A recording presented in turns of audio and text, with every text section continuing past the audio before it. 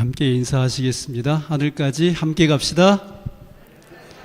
예, 옆에 사람과 인사하겠습니다. 하늘까지 함께 갑시다. 네. 네. 예.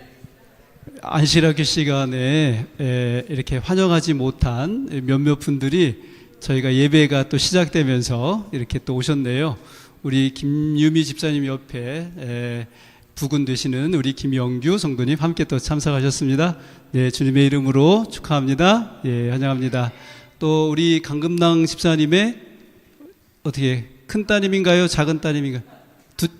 둘째 따님? 예, 둘째 따님. 예, 이렇게 오셨네. 조봄이라는 이름이 있던데. 예, 그렇습니까? 예, 환영합니다. 네, 감사합니다.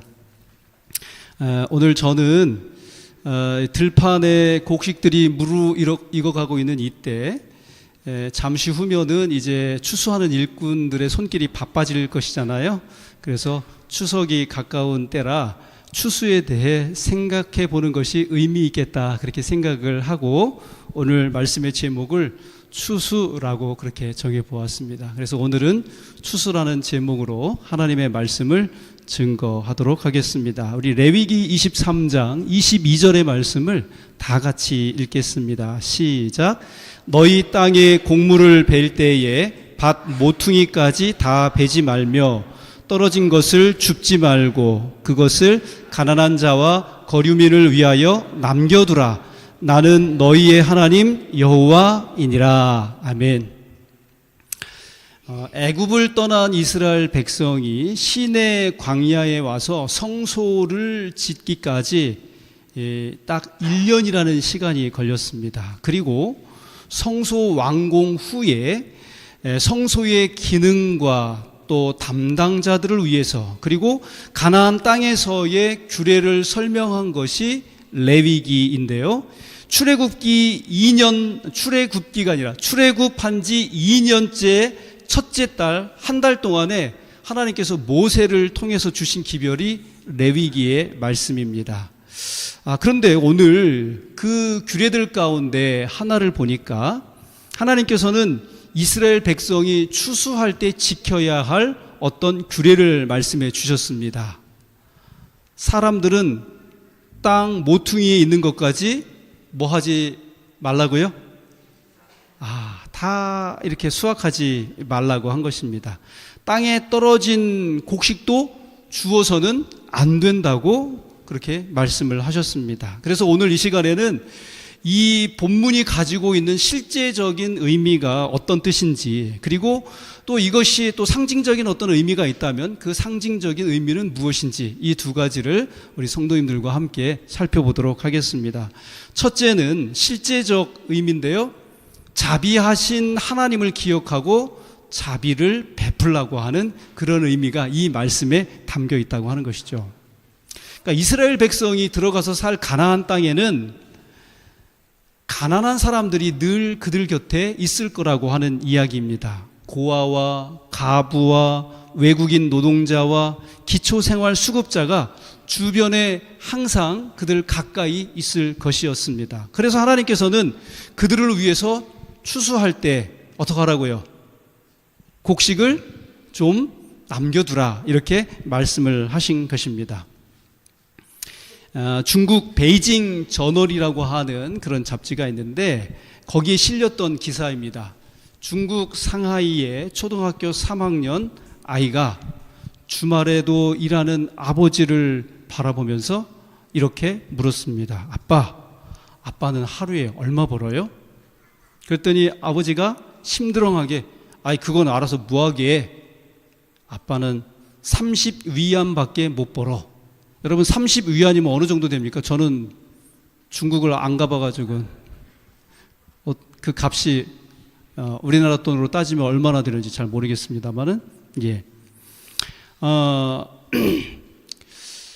그로부터 한 달이 지난 토요일 아침에 아들이 출근하는 아버지를 다시 막아섰습니다. 그리고 이렇게 말을 하는 것입니다. 오늘 하루만 제가 아빠를 고용해도 될까요? 당돌하지요? 예. 아들은 주머니에서 20위안 지폐 2장을 꺼내서 아버지 손에 쥐어주는 것입니다.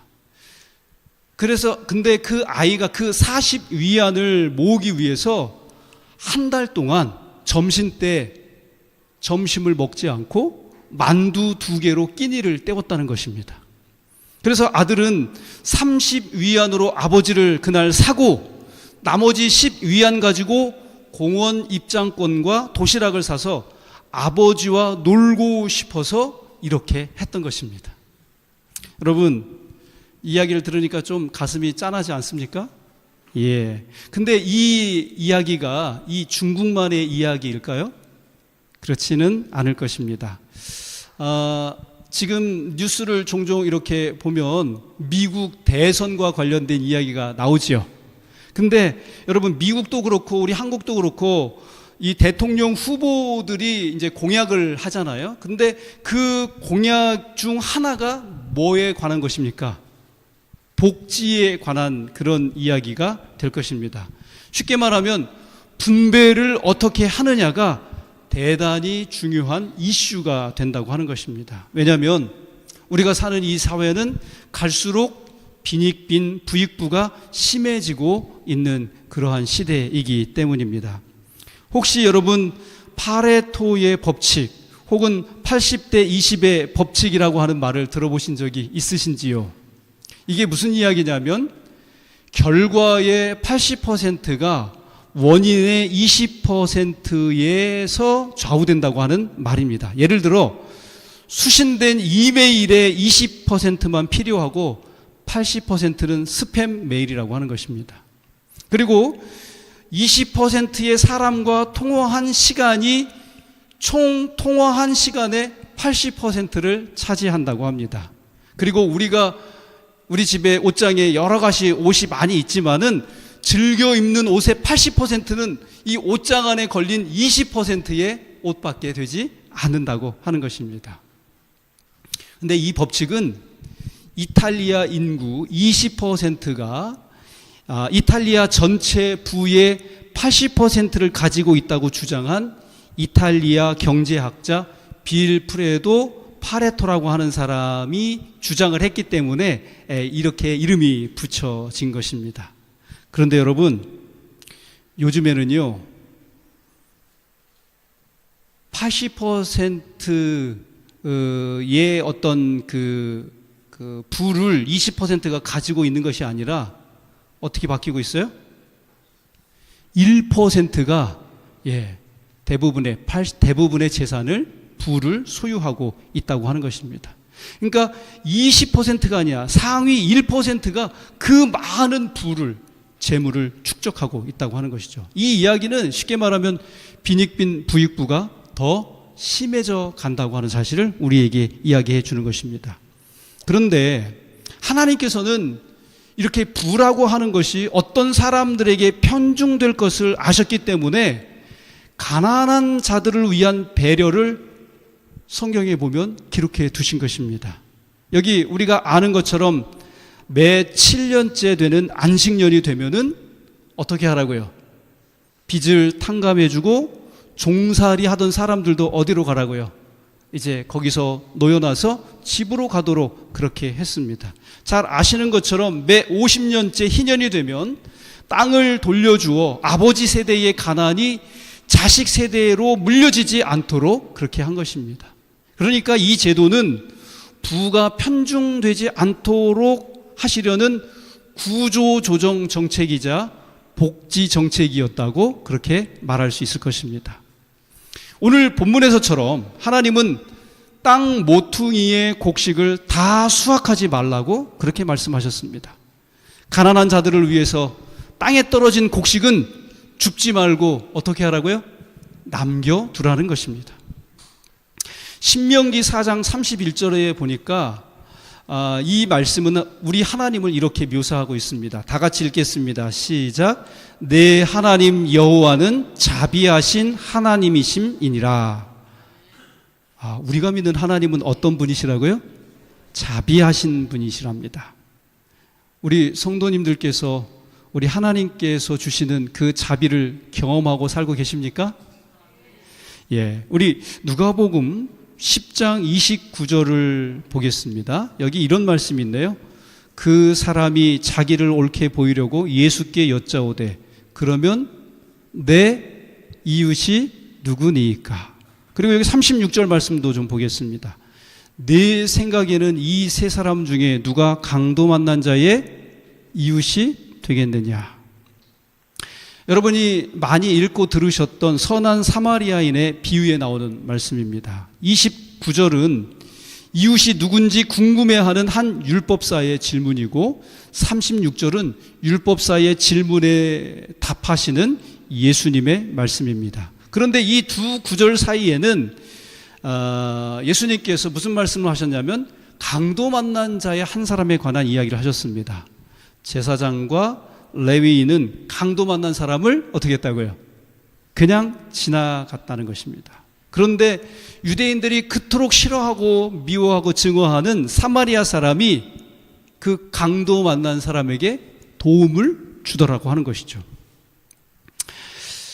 율법사의 질문과 예수님의 질문의 그 관계를 보면 이 대화의 이슈는 누가 이웃인가 하는 것처럼 보입니다. 누가 이웃이냐, 이 이웃에 대한 어떤 그 이슈가 있는 것처럼 보입니다. 물론 누가 이웃인가도 중요한 사항입니다만은, 그러나 이 내용을 처음부터 끝까지 저희가 잘 살펴보면 예수님의 말씀의 핵심은 누가 강도 만난 자인가 라고 하는 것으로 귀결되어질 수 있다고 하는 것입니다. 여러분, 여기서 누가 강도 만난 자일까요? 아마 이 부분에 대해서는 우리 성도님들이 깊이 생각해 보시지 않으셨을 수도 있다고 생각이 됩니다. 이 두 구절을 잘 비교해 보면은 율법사가 내 이웃은 누구입니까? 묻자 예수님이 뭐라고 그래요? 누가 강도 만난 자의 이웃이 되겠느냐? 이렇게 하십니다. 이런 거를 우리가 문학적으로 뭐라고 그래요? 대꾸라고 합니다. 대꾸. 그러니까 이 말을 가만히 놓고 보면 이렇게 할 수 있을 것 같아요. 아이고, 죄송합니다.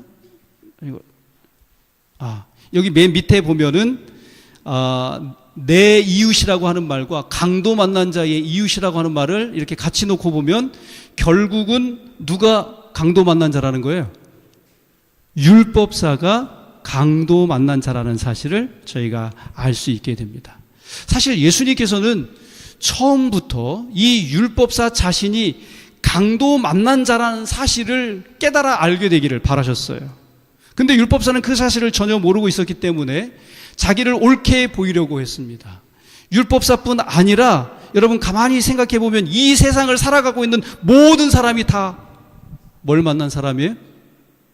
강도를 만난 사람들입니다.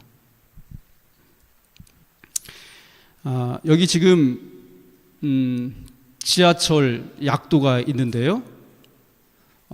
약도를 통해서 우리가 잘 모르는 곳을 찾아갈 때 맨 먼저 무엇을 찾아야 합니까? 현재 위치. 그죠? 현재 위치. 여기 빨간 것으로 표현된대. 자신의 위치를 파악한 다음에 약도를 따라서 어디로 가야 할지 방향을 정할 수 있다고 하는 것이죠. 그런데 여러분, 우리 인생도 마찬가지라고 생각이 됩니다. 예수를 믿는 신앙도 똑같습니다. 나의 위치, 나의 현재 상태가 어떠한지 아는 것이 제일 중요하다고 하는 것이죠. 그래서 여기 실물교훈 382쪽에 보면은 화이프님께서 다음과 같이 설명을 하셨어요. 이 사마리아 사람은 그리스도를 대표한다. 사마리아 사람은 누구를 대표한다고요? 그리스도를 대표한다는 것입니다. 빨간 것입니다. 우리가 상처를 입고 죽게 되었을 때 그분은 우리를 불쌍히 여기셨다. 그분은 우리를 피해 지나가지 않으셨으며 우리로 속절없이 아무 소망도 없이 죽도록 버려두지 않으셨다. 그분은 우리의 상처를 보시고 이를 고치시려고 인류의 사정을 당신 자신의 일처럼 돌아보셨다. 여러분, 인류 전체가 사탄이라고 하는 강도를 만나서 다 죽게 된 것입니다. 그래서 요한계시록 3장 17절에는 우리가 곤고하고 가난하고 눈멀고 벌서벗었다고 그렇게 말씀하고 있습니다. 그런 불쌍한 우리를 예수님께서는 피해가지 않으셨고 다가오셔서 우리를 치료해 주셨습니다.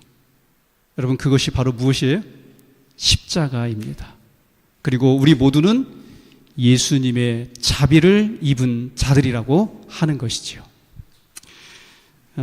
식물이 자라는데 최소 양분의 법칙이란 것이 있습니다. 식물이 자라려면 여러 가지 요소들이 필요한데 이 법칙은 그런 여러 요소들 가운데 공급이 가장 약한 것에 이 식물 성장이 제일 크게 영향을 받는다고 하는 것입니다. 예를 들어 영양, 수분, 온도, 흙 다 좋은데 햇빛이 부족하잖아요. 그러면 부족한 햇빛 때문에 식물이 그만큼만 뭐 한다는 거예요? 자란다고 하는 것이죠. 여기 쇠로 된 고리 100개가 연결된 체인이 있다고 가정을 해 보십시다. 99개의 이 체인이 강하고 그 중에 한 개가 약하다면 양쪽에서 이렇게 당기게 될 때 어디에서 끊어질까요? 가장 약한 부분이 끊어져 나갈 것입니다. 그래서 100에서 하나를 뺀다고 해서 그것이 99가 아니라 뭐가 될 수도 있다는 거예요? 0이 될 수도 있다고 하는 것입니다. 그러니까 큰 일을 망치는 것은 엄청난 실수가 아니라 작은 것 하나 때문에도 큰 일이 망칠 수 있다고 하는 것이죠. 그래서 이 법칙은요, 다양하게 우리 삶에서도 적용된다고 봅니다. 사람이 좋은 자질을 많이 갖고 있어도 가장 약한 점이 그 사람에 대한 평가로 남을 수 있다고 하는 것이죠. 어떤 사람이 있는데 이 사람이 재물의 유혹에도 엄청 강해요. 그리고 자리에도 탐내지 않아요. 아주 성실합니다. 근데 이 사람이 딱 한 가지 약한 게 있는데 이성 문제에 약하다고 가정을 해 보십시다. 그러면 그 사람은 그가 가지고 있는 강점으로 평가되는 것이 아니라 그 사람이 가지고 있는 약점에 따라서 그의 됨됨이가 평가된다고 하는 것이죠. 강점이 강점으로 어필되지 않고 약점이 기억된다고 하는 사실입니다. 여러분, 이것은 우리 조직에도 해당된다고 생각합니다. 여러분, 우리 교회가 영적으로 얼마나 강한가를 알려면 어떻게 하면 될까요? 목사님과 장로님들의 믿음이 얼마나 좋은가를 보면 될까요? 우리 교회의 믿음이 가장 약한 사람의 정도에 따라서 교회의 영적인 힘이 판가름 되어진다고 하는 것입니다. 여러분, 이것은 우리의 몸을 봐도 알 수가 있어요. 몸이 다 건강한데 한 부분만 약하다면 반드시 거기서 병이 발생하게 되어 있습니다. 그래서 사람이 그 약한 부분 때문에 힘이 없어지고 몸 전체가 결국은 약해지게 되더라고 하는 것이죠. 그래서 우리가 약점을 보완해야 하고 약한 부분을 잘 돌봐야 하고 더 나아가서 약한 사람을 잘 챙겨야 한다고 하는 것입니다. 여러분, 이것이 바로 하나님께서 이스라엘 공동체에게 주셨던 명령이고 오늘 우리에게 주시는 말씀인 것입니다. 특히 이 수학의 계절, 많은 것들이 풍족해 보이는 때입니다. 그런데 우리가 정말 자비와 사랑을 베푼다고 하는 것이 그렇게 말처럼 쉽지만은 않더라고 하는 것이죠. 그래서 이러한 때 우리는 우리에게 자비하셨던 자비하신 사랑의 하나님을 더욱 많이 바라보는 일이 필요하다고 생각이 됩니다. 우리 실물교훈 384쪽 다 같이 읽겠습니다. 시작. 자아가 그리스도께 몰입될 때에 사랑은 저절로 생겨난다. 그리스도께서 거하시는 마음에는 사랑의 결핍이 일어날 수 없다. 예, 이 아름다운 계절에 우리의 마음에 그리스도께서 거하시도록 다시 한번 예수 그리스도를 우리 마음에 초청하시게 되기를 간절히 바랍니다. 사탄이란 강도를 만난 우리를 치료하셨고 지금도 치료하고 계시는 하나님의 은혜를 다시 한번 기억해 보십시다. 그래서 우리가 받은 복을 주변의 약한 사람들에게도 넉넉하게 나눌 수 있는 주님의 귀한 자녀들 다 되실 수 있기를 주님의 이름으로 축복합니다. 둘째는 상징적인 의미인데요. 우리의 봉사와 섬김, 희생을 통해서 사람들이 그리스도께 인도될 수 있다고 하는 그러한 뜻입니다. 오늘 본문이 기록된 이 레위기 23장에는 이스라엘의 7절기 또한 기록되어져 있습니다. 아시는 바와 같이 이 7절기는 예수님이 사람을 구원하시는 구속의 시간표로서도 사용이 된다고 하는 것이죠. 예를 들어서 6월절은 무엇으로 성취가 되었습니까? 예수님의 십자가 사건으로 성취가 되었고요. 오순절은 무엇으로 성취가 되었습니까? 다락방 성령 강림으로 성취가 되었습니다. 그렇다면 오늘 본문에 나온 이 말씀 역시 상징적으로 적용이 가능할까요? 예, 마태복음 3장 12절 말씀을 다 같이 읽겠습니다. 시작. 손에 키를 들고 자기의 타작마당을 정하게 하사 알곡은 모아 곡간에 들이고 쭉정이는 꺼지지 않는 불에 태우시리라. 여기서 알곡과 쭉정이는 누굴 가리킵니까?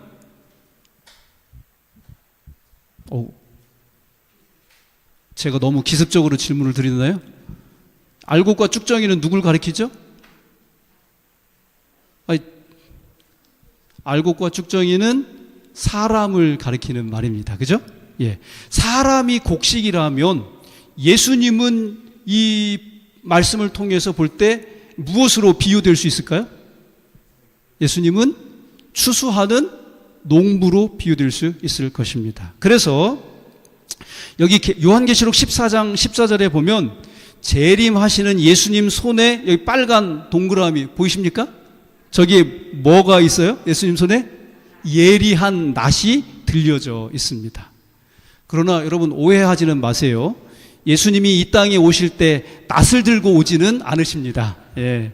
요한계시록 14장 14절의 묘사는 단지 예수님께서 추수하시는 분으로서의 그러한 어떤 그 담당자라고 하는 사실을 우리에게 보여주고 있는 것이지요. 자, 그런데 여러분 여러 해 전에 여기서 가까운 여기 전북 정읍에서 농민들이 트랙터로 벼를 갈아엎었어요. 얼마 전에 뉴스에서도 보니까 이렇게 트랙터로 벼를 갈아엎는 그런 모습을 본 적이 있습니다. 근데 여기 그 인터뷰 하시는 분, 여기 김민기라고 하는 이 피해 농민이 이렇게 인터뷰를 하면서 뭐라고 그랬냐면은 결실할 수 없게 된 거라고 그렇게 이야기했어요. 결실을 보더라도 상품 가치가 없어졌기 때문에 정말 죽을 맛이라고 그렇게 인터뷰를 하는 것을 본 것입니다. 여러분, 봄과 여름 내내 수고한 농부가 가을에 수확할 것이 없다면 그 마음이 어떻겠습니까? 엄청나게 안타까울 것입니다.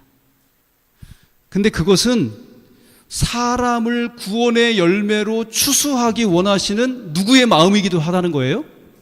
우리 예수님의 마음이기도 하다는 것입니다. 오늘 우리 성도님들께 질문 하나 드릴게요. 이스라엘 백성이 추수할 때 땅 모퉁이에서 거두지 않은 곡식과 땅에서 죽지 않았던 그 곡식은 남겨둔 곡식입니까? 버려둔 곡식입니까?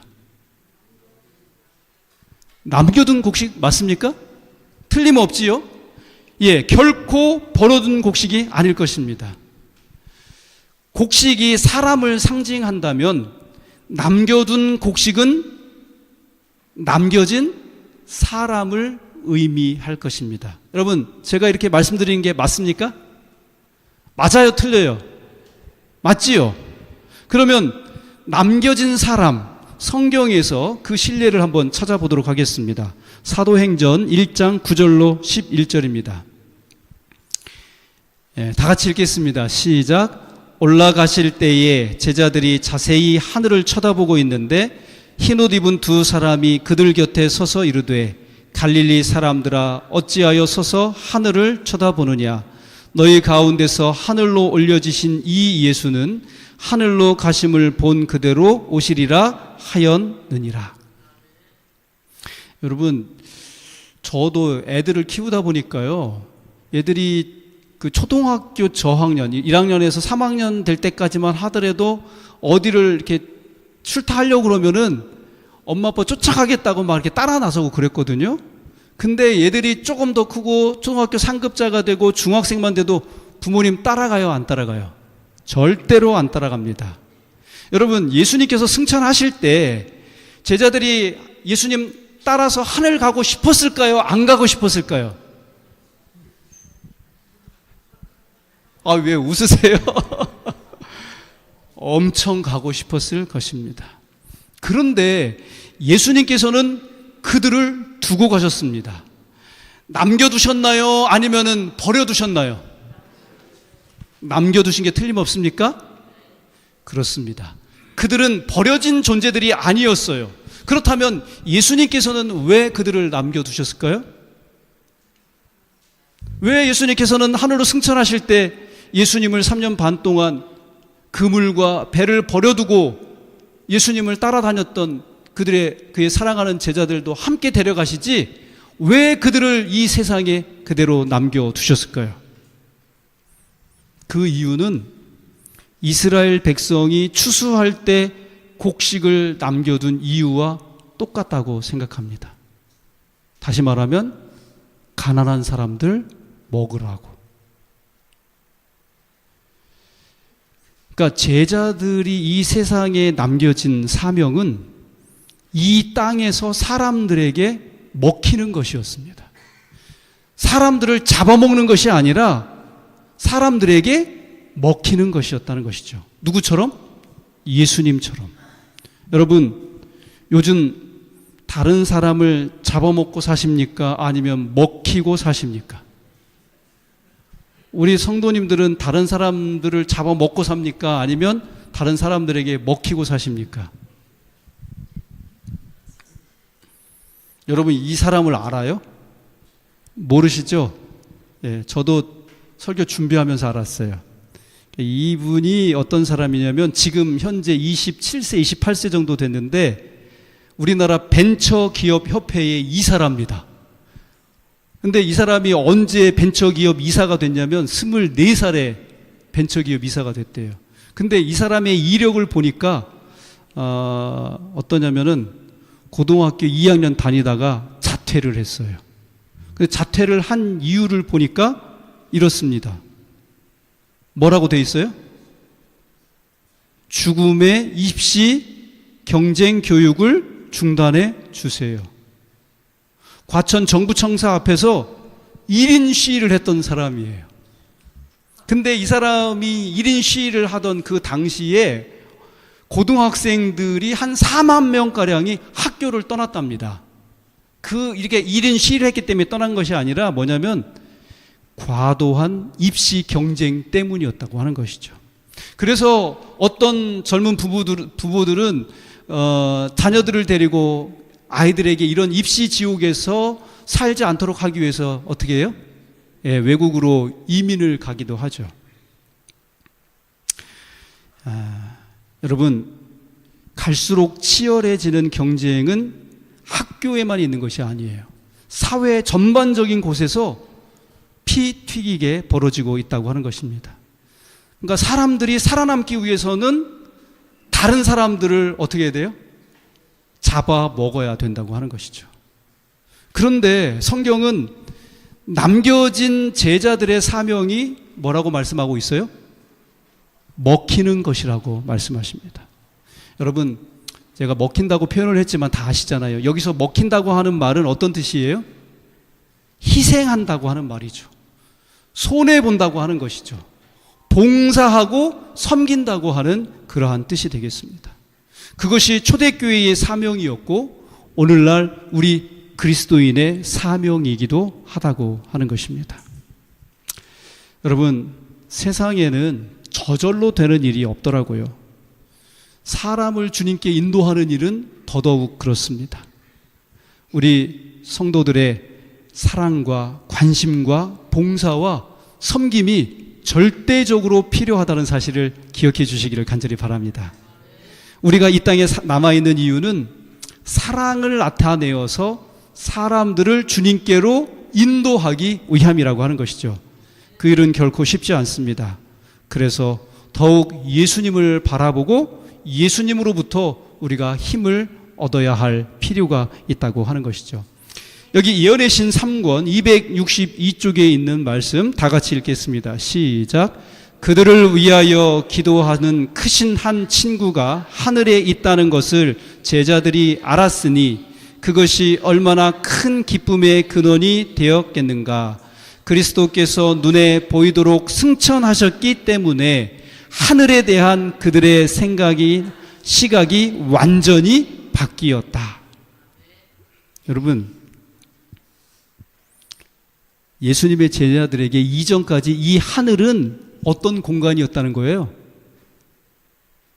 그냥 막연한 그냥 하늘이지 이렇게 생각이 됐다는 것입니다. 그러나 예수님께서 이제 승천하신 후로는 하늘에 대한 시각이 완전히 바뀌었대요. 왜요? 하늘은 그들 제자들을 위해서 기도하는 한 친구가 있는 곳으로 바뀌게 되었기 때문입니다. 누구 때문에? 예수님 한 분 때문에. 우리 서천교회 성도 여러분들에게 하늘은 과연 어떤 곳입니까? 제자들을 위해 기도하셨던 그 예수님은 지금도 우리를 위해 기도하고 계십니다. 그런데 요즘 이 세상을 살아가면서 왜 나만 이렇게 힘들까 하는 생각을 하지는 않으셨는지요? 그런 생각 다 가지고 사시지요? 왜 나만 이렇게 힘들게 사는 것일까? 근데 대부분의 사람이 그런 생각을 하고 산다고 하는 것입니다. 믿기지 않겠지만 누군가는 여러분을 부러워하면서 그런 생각을 한다는 것을 기억하시기를 바랍니다. 이제 말씀을 정리하려고 하는데요. 김난도 교수가 쓴 1000번을 흔들려야 어른이 된다라고 하는 그런 책이 있어요. 근데 그 책을 보면 이런 내용이 있는데 뭐라고 그랬냐면 인생이 본질적으로 힘든다는 생각이 들 때마다 나는 사랑하는 사람들을 생각한다. 이런 구절이 있더라고요. 여러분 참 멋집니까? 예. 인생이 본질적으로 힘든다는 생각이 들 때마다 나는 사랑하는 사람들을 생각한다. 오늘 일을 하는데 막 진짜 죽을 만큼 힘든 거예요. 그럴 때 누구를 생각한다고요? 사랑하는 사람들을 생각한다는 것이죠. 예. 우리도 사는 것이 힘들다는 생각이 찾아들 때 여러분이 사랑하는 사람을 생각하시기를 바랍니다. 그리고 여러분을 사랑하는 사람을 생각하시기 바랍니다. 그 중에서도 여러분을 끝까지 사랑하시는 예수님을 가장 많이 생각하시게 되기를 간절히 바랍니다. 여기 산상보훈 영안대역 207쪽 다 같이 읽습니다. 시작. 사람은 하나님에게서 돌아설지라도 하나님은 사람에게서 돌아서지 않으신다. 아멘. 이 추수의 계절에 우리에게 베푸신 하나님의 자비를 기억하고 우리도 연약한 자들에게 넉넉한 자비를 베풀 수 있으면 좋겠습니다.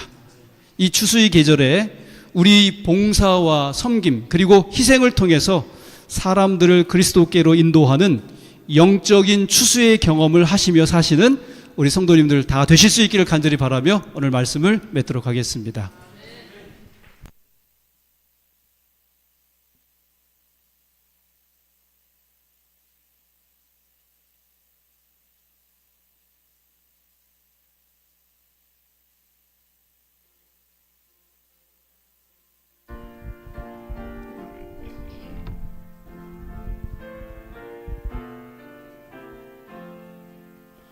넓은 돌에 익은 곡식 황금 물결이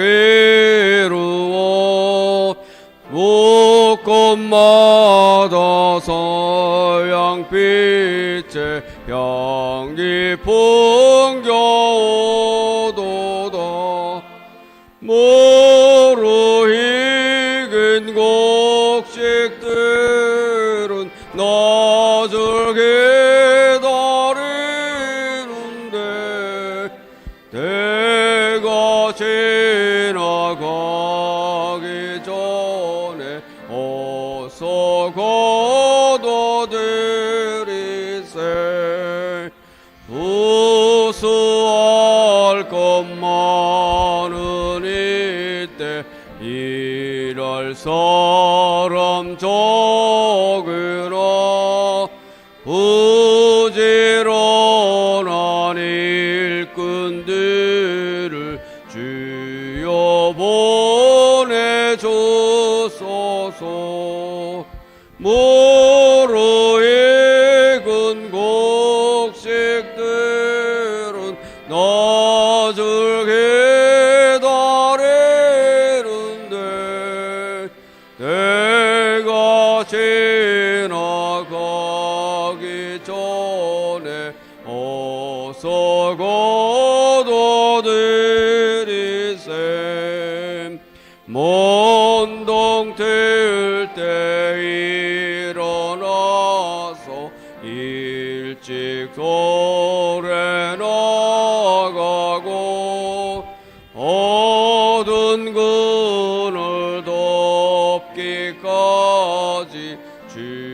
주수하게 하소서. 모로 익은 곡식들은 낯을 기다리는데 때가 지나가기 전에 어서 거둬들이세. 거둬들인 모든 알고 하늘 곳간들이는 주가 베풀 잔치 자리 주리 참여하겠네. 모로 익은 곡식들은 낯을 기다리는데 때가 지나가기 전에 어서 거둬들이세.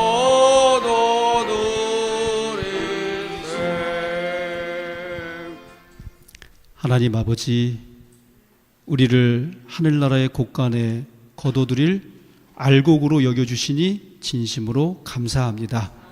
아버지, 이제는 우리가 주께로부터 받은 이 귀한 자비와 은혜를 따라서 우리 곁에 두신 이웃들을 그렇게 자비하게 생각하며 베풀 수 있게 하여 주옵시고, 더 나아가서 예수 그리스도의 농부되신 마음을 이해하여 세상에 추수해야 할 영혼들을 주의 뜻대로 구원할 수 있는 저희 되게 하여 주시옵소서. 그렇게 살기로 결심하고 오늘도 하나님 품에 의지하는 우리 모두를 다시 한번 받아주시고, 이 명절 사랑하는 가족들과 함께 가장 복스럽고 아름다운 시간으로 꾸며갈 수 있도록 인도해 주시옵소서.